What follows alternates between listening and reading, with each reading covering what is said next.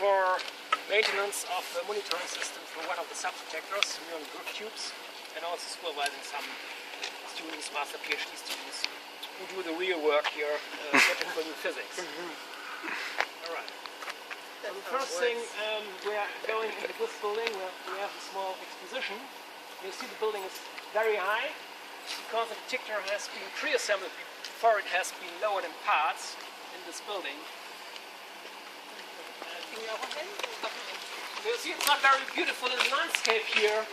The village, the sea here, gave only the permission to make this building that high.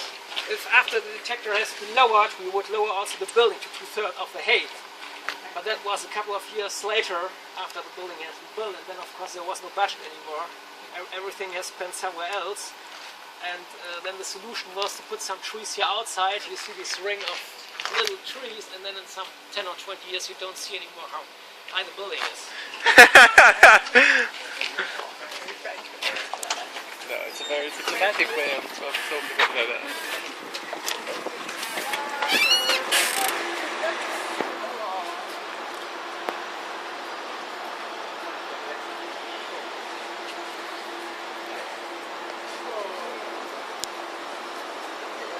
It's crazy. So this one is 1:1, the size of it. This is a picture onto the wheel of the detector. So what you see in the center is the beam pipe, which is perpendicular to the plane of this picture. Then real size. This real size, yes. What? Real size. So it's 1:1. That's the actual size of the detector. Okay. So now you understand why the hall is that high. You see they have the cranes built even 10 more meters up there, so that you can put pieces into place on top of the detector, and then you have pre-assembled it in wheels, and then wheel by wheel you have these 3 access shafts which go down to the LHC tunnel. There's one big access shaft. We are just standing here on the shaft cover right now. So this here is a shaft of about 20 meters in diameter, and it goes 100 meters down free fall. But you don't need to worry because the shaft cover here is 2.25 meters thick, and the purpose is basically protection against cosmic muons while we are taking data with the LHC. So normally we have, if we take cosmic data and non-collision data with the proto collisions LHC, or proto-net collisions, which we also do from time to time, then we are taking cosmic data, which is also good for alignment, calibration of the detector, but also you can do physics and make publications out of it. And it happened in 2009 when LHC had this big accident, which you have heard of presumably, which took over a year to get the accelerator repaired.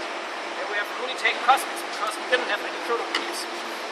And then the normal rate when we're taking the cosmics is something like 350 Hz. The rate of the cosmic muon events we are taking. And then from one second to another, suddenly we got 600 Hz. And we were looking if there's a problem with the detector, with some part of the muon chambers, with electronics, trigger, or some software. And it took us 3 days to figure out that somebody has opened this shaft cover here. You just have to push a button. They have lowered or lifted something, and then they have forgotten to close it. Somebody from the visitors. Things like that happen. So now they have, I have made the simulation and showed how our distributions look when the shaft is open and when it is closed, and then they have put their batch reader. So now if somebody wants to move to this cover, he has to batch with a CERN card, then you know who did it, when did it happen, and if we have it in a database, you can control immediately. And who should be fired.